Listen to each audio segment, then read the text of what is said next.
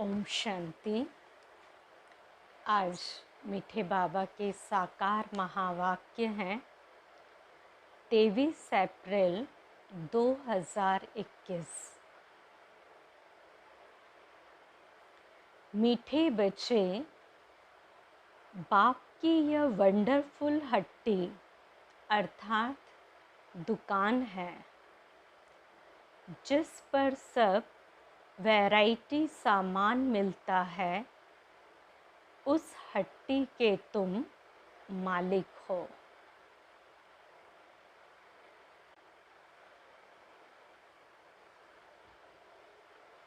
प्रश्न: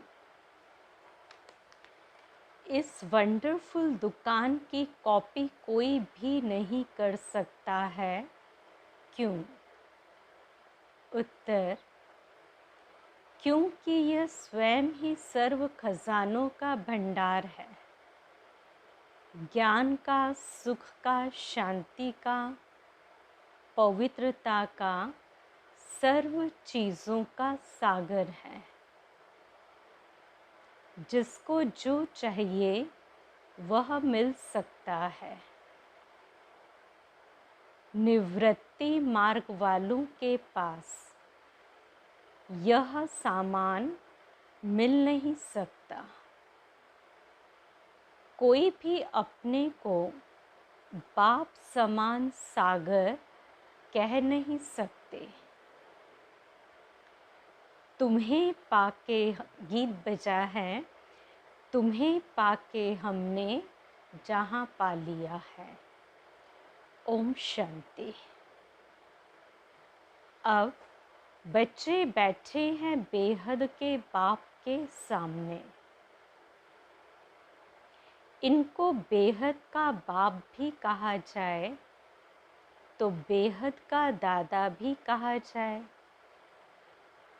और फिर बेहद के बच्चे बैठे हैं और बाप बेहद का ज्ञान दे रहे हैं। हद की बातें अब छूटी। अब बाप से बेहद का वर्षा लेना है। यह एक ही हट्टी ठहरी। मनुष्यों को पता नहीं है कि हम क्या चाहते हैं। बेहद के बाप की हट्टी तो बहुत बड़ी है। उनको कहा जाता है सुख का सागर, शांति का सागर, आनंद का सागर, ज्ञान का सागर। कोई दुकानदार होता है तो उनके पास बहुत वैरायटी होती है। तो यह है बेहद का बाप। इनके पास भी वैरायटी सामान है। क्या क्या है? बाबा ज्ञान का सागर है, सुख का सागर, सुख का शांति का सागर है। उनके पास यह वंडरफुल अलौकिक सामान है। फिर गाया भी जाता है सुख करता। तो यह एक ही दुकान ठहरी, और तो कोई का ऐसा दुकान है नहीं। ब्रह्मा विष्णु शंकर के पास क्या सामान है? कुछ भी नहीं। सबसे ऊंचा सामान है बाप के पास। इसलिए उनकी महिमा गाई जाती है। त्वमेव मातश्च पिता। ऐसी महिमा कभी किसकी गाई नहीं जाती। मनुष्य शांति के लिए भटकते रहते हैं। कोई को दवाई चाहिए, कोई को कुछ चाहिए। वह सब हद की दुकान है। सारी दुनिया में सबके पास हद की चीज़ें हैं। यह एक ही बाप है जिसके पास बेहद की चीज़ें हैं।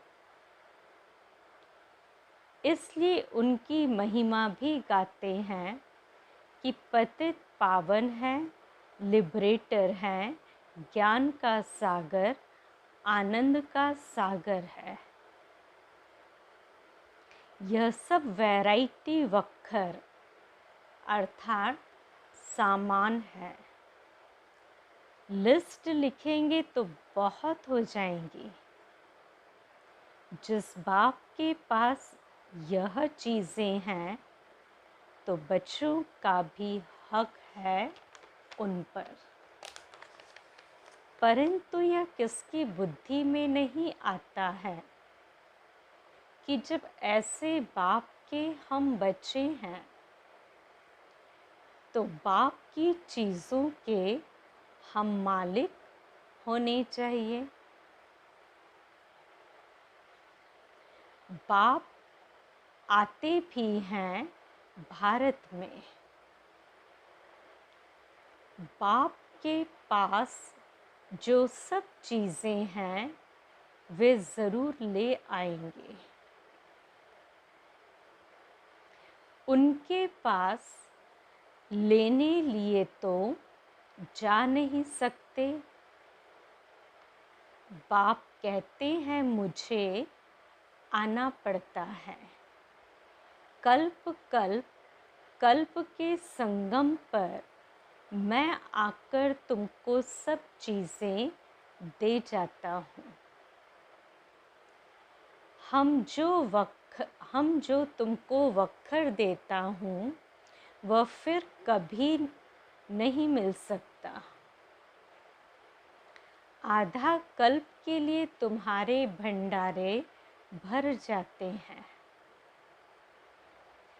ऐसी कोई अप्राप्त वस्तु नहीं रहती जिसके लिए पुकारना पड़े। ड्रामा प्लान अनुसार तुम सब वर्षा लेकर फिर धीरे धीरे सीढ़ी उतरते हो। पुनर्जन्म भी ज़रूर लेना पड़े। 84 जन्म भी लेना है। 84 का चक्र कहते हैं, परंतु अर्थ नहीं समझते। 84 के बदले 84 लाख जन्म कह देते हैं। माया भूल करा देती है। यह अभी तुम समझते हो, फिर तो यह सब भूल जाएंगे। इस समय वक्खर लेते हैं।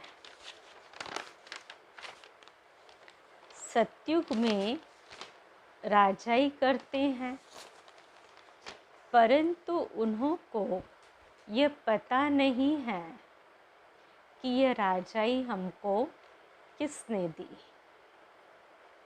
लक्ष्मी नारायण का राज्य कब था? स्वर्ग के सुख गाए भी जाते हैं। सब किस्म के सुख देते हैं। इससे जास्ती कोई सुख होता नहीं। फिर वह सुख भी प्रायः लोप हो जाता है। आधा कल्प के बाद रावण आकर सब सुख छीन लेते हैं। किसको गुस्सा करते हैं तो कहते तेरी कला काया ही खत्म हो गई है।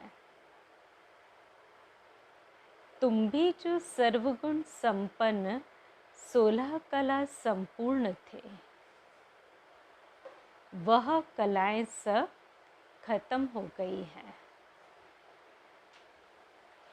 एक बाप के सिवाय और कोई की इतनी महिमा नहीं है।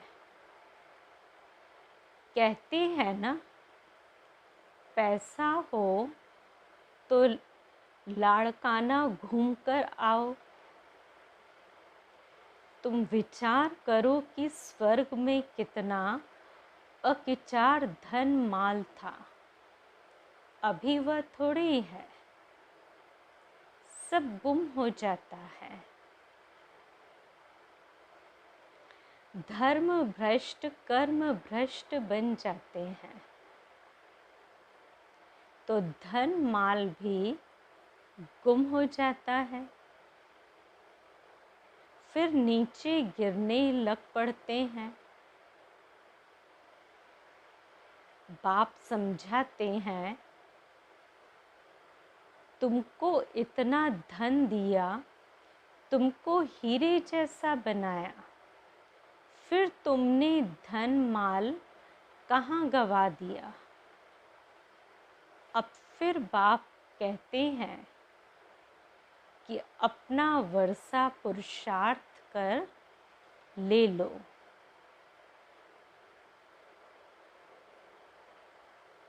तुम जानते हो कि बाबा हमको फिर से स्वर्ग की बादशाही दे रहे हैं और कहते हैं, हे बच्चे, मुझे याद करो तो तुम्हारे ऊपर जो कट है वह निकल जाए। बच्चे कहते, बाबा हम भूल जाते हैं। यह क्या?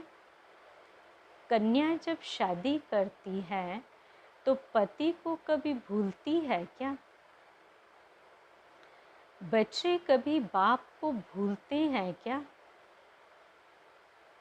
बाप तो दाता है, वर्षा बच्चों को लेना है तो ज़रूर याद करना पड़े।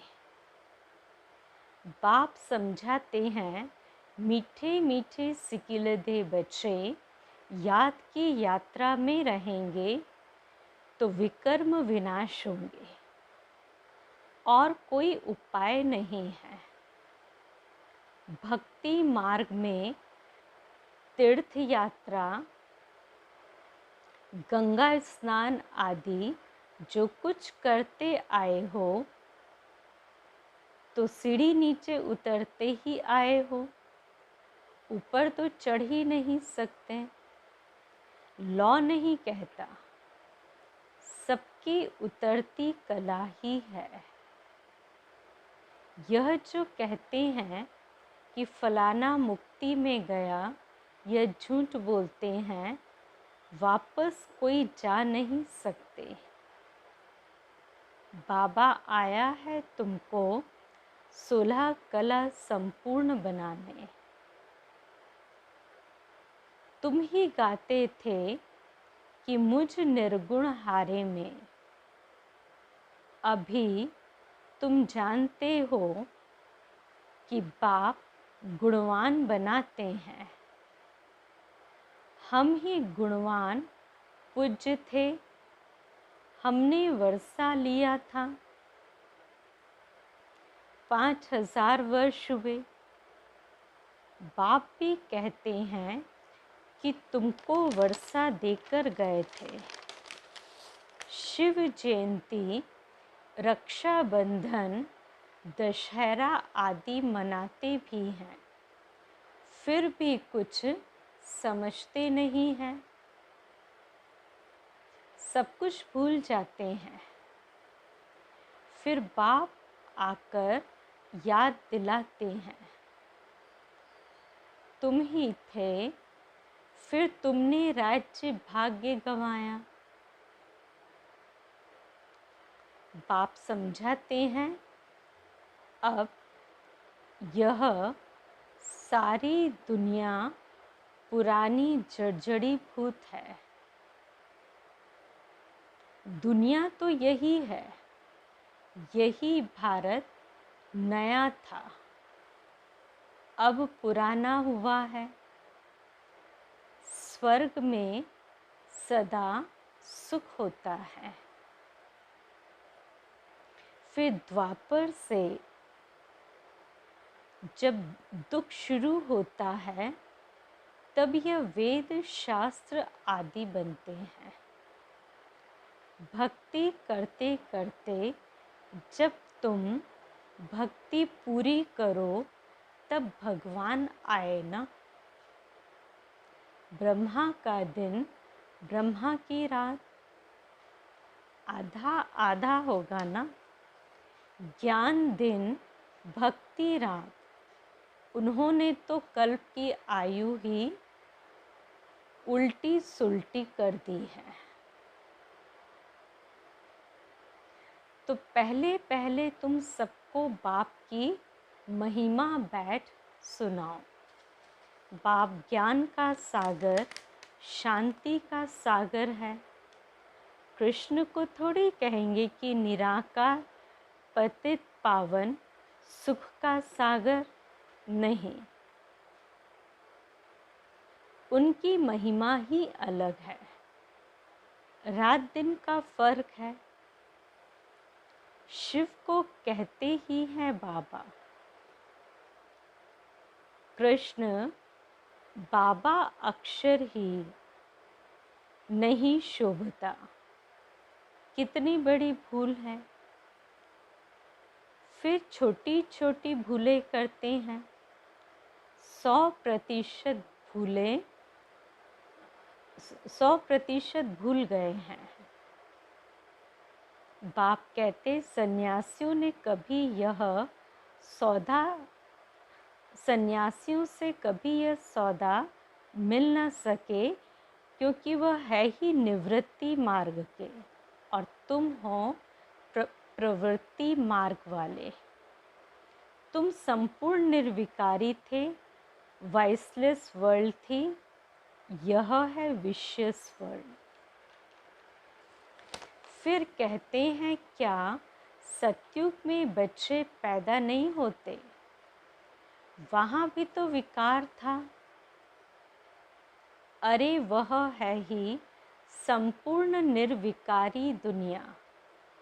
संपूर्ण निर्विकारी, फिर विकारी हो कैसे सकते? फिर सतयुग में सब इतने मनुष्य हों, यह कैसे हो सकता? वहाँ इतने मनुष्य थोड़े होते हैं। भारत के सिवाय और कोई खंड नहीं होंगे। वह कहते भी हैं कि हम मान नहीं सकते। दुनिया तो सदैव भरी हुई रहती है। कुछ भी समझते नहीं। बाप समझाते हैं कि भारत गोल्डन एज था, अब तो आयरन एजेड पत्थर बुद्धि है। अब तुम बच्चों ने ड्रामा को समझ लिया है। गांधी आदि सब राम राज्य चाहते थे, परंतु दिखाते हैं कि महाभारत ने ड्रामा को समझ लिया।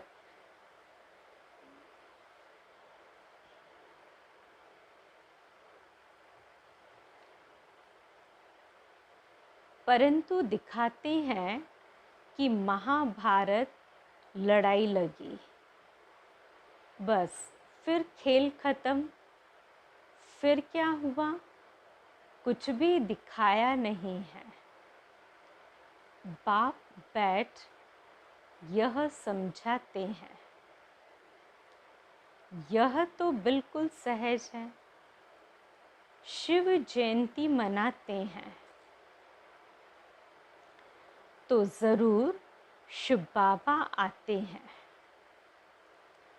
वह है हेवनली गॉडफादर, तो ज़रूर हेवन के गेट खोलने आएंगे। आगे भी तब जब आएंगे भी तब जब हेल होगा। हेवन के द्वार खोल हेल के बंद कर देंगे। हेवन के द्वार खुले तो ज़रूर सब हेवन में ही आएंगे। यह बातें कोई डिफ़िकल्ट नहीं है, महिमा सिर्फ एक बाप की है। शिव बाबा की एक ही हट्टी है, वह है बेहद का बाप। तो बेहद के बाप द्वारा भारत को स्वर्ग का सुख मिलता है। बेहद का बाप स्वर्ग स्थापन करता है। बरोबर बेहद का सुख था, फिर हम हेल में क्यों पड़े हैं, यह कोई भी नहीं जानते। बाप समझाते हैं कि तुम ही थे, फिर तुम ही गिरे हो। देवताओं को ही 84 जन्म लेने पड़ते हैं, अभी आकर पतित बने हैं। उनको ही फिर पावन बनना है। बाप का भी जन्म है तो रावण का भी जन्म होता है, यह किसको भी पता नहीं। कोई से भी पूछो तो रावण को कब से जलाते हो, कहेंगे वह तो अनादि चलता आता है। यह सब राज बाप समझाते हैं। उस बाप की एक ही हट्टी की महिमा है। हट्टी अर्थात उसके दुकान की महिमा है।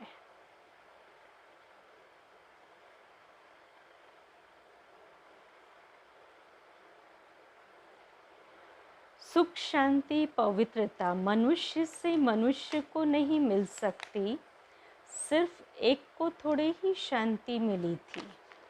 यह झूठ बोलते हैं कि फलाने से शांति मिली। अरे शांति तो मिलनी है शांति धाम में। यहाँ तो एक को शांति होगी, फिर दूसरा अशांत करेंगे तो शांति में रह न सके। सुख शांति पवित्रता सब चीज़ों का व्यापारी एक ही शिव बाबा है। उनसे कोई आकर व्यापार करे, उनको कहा ही जाता है सौदागर। पवित्रता सुख शांति संपत्ति सब कुछ उनके पास है। अप्राप्त कोई वस्तु नहीं। स्वर्ग का तुम राज्य पाते हो, बाप तो देने आए हैं। लेने वाले लेते लेते थक जाते हैं और मैं आता ही हूँ देने के लिए। और तुम बाबा कहते मैं देता ही जाता हूँ क्योंकि आया ही देने के लिए हूँ, और तुम ठंडे पड़ जाते हो लेने में।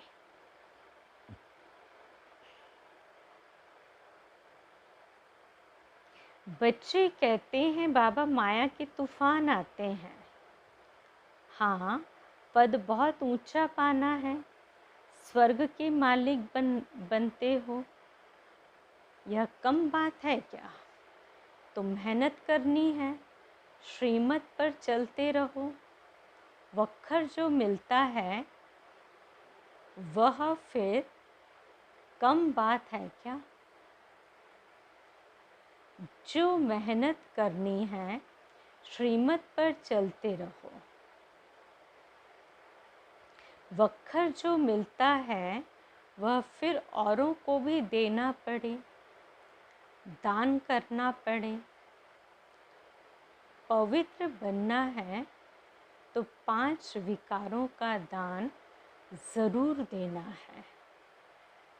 मेहनत करनी है, बाप को याद करना है, तभी कट उतरेगी। मुख्य है याद, प्रतिज्ञा भल करो कि बाबा हम विकार में कभी नहीं जाएंगे। किसी पर भी क्रोध नहीं करेंगे, परंतु याद में ज़रूर रहना है कि बाबा हम विकार में कभी नहीं जाएंगे, किसी पर क्रोध नहीं करेंगे, परंतु याद में ज़रूर रहना है, नहीं तो इतने पाप कैसे विनाश होंगे। बाकी नॉलेज तो बड़ी सहज है। 84 जन्मों का चक्र ज़रूर है,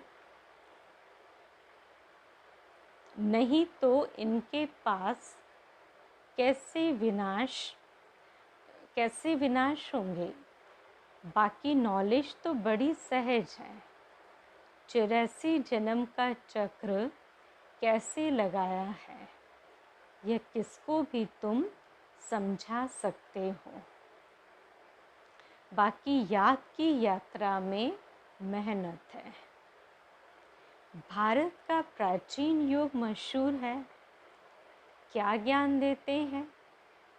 मन मना भाव अर्थात मामेकम याद करो तो तुम्हारे विकर्म विनाश होंगे। तुम गाते भी थे कि आप जब आएंगे तो और संग तोड़ एक संग जोड़ेंगे, तुम पर बलिहार जाएंगे तो तेरे सिवाय और कोई की याद नहीं करेंगे। तो प्रतिज्ञा की है, फिर भूल क्यों जाते हो? कहते भी हैं हथ काटे दिल यार्डे। कर्म योगी तो तुम हो, धंधा आदि करते बुद्धि योग बाप से लगाना है। माशुक बाप खुद कहते हैं कि तुम आशिकों ने आधा कल्प याद किया, मैं आया हूँ, अब मैं आया हूँ, मुझे याद करो। यह याद ही घड़ी घड़ी भूल जाते हैं, इसमें ही मेहनत है। बाबा कहते कि यह याद ही घड़ी घड़ी भूल जाते हैं, इसमें ही मेहनत है। कर्मातीत अवस्था हो जाए तो फिर यह शरीर ही छोड़ना पड़े। जब राजधानी स्थापन हो जाएगी तब तुम कर्मातीत अवस्था को पाएंगे। अभी तो सभी पुरुषार्थी हैं, सबसे जास्ती मम्मा बाबा याद करते हैं। सूक्ष्म वतन में भी वे देखने में आते हैं।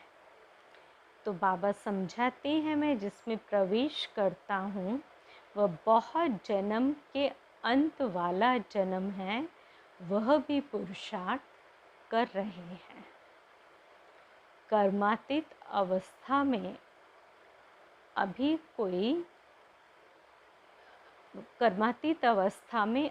कोई पहुँच नहीं सकती। कर्मातीत अवस्था आ जाए तो फिर यह शरीर भी रह नहीं सकता। बाबा तो बहुत अच्छी रीति समझाते हैं। अब समझने वालों की बुद्धि पर है। हेवनली गॉड फादर एक ही है। उनके पास ही ज्ञान का सारा वक्खर है, वही जादूगर है। और कोई से सुख शांति पवित्रता का वर्षा मिल न सके। तो बाप बहुत अच्छी रीति समझाते हैं बच्चों को कि धारण कर और धारणा कराना है। जितना धारणा करते हैं उतना वर्षा लेते हैं। दिन प्रतिदिन बहुत तरावटी माल मिलता है। लक्ष्मी नारायण को देखो कितने मीठे हैं, तो उन जैसा मीठा बनना चाहिए। अच्छा, मीठे मीठे सिकिलदे बच्चों प्रति माता पिता बाप दादा का याद प्यार और गुड मॉर्निंग। रूहानी बाप की रूहानी बच्चों को नमस्ते। और हम रूहानी बच्चों की रूहानी बाप दादा को याद प्यार, गुड मॉर्निंग और नमस्ते। और कोई भी सत्संग में ऐसे कहते हैं क्या? यह हमारी बिल्कुल ही नई भाषा है जिसको स्पिरिचुअल नॉलेज कहा जाता है। अच्छा, आज के धारणा की पॉइंट।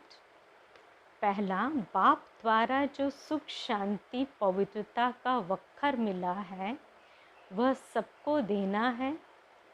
पहले विकारों का दान दे पवित्र बनना है, फिर अविनाशी ज्ञान धन का दान करना है।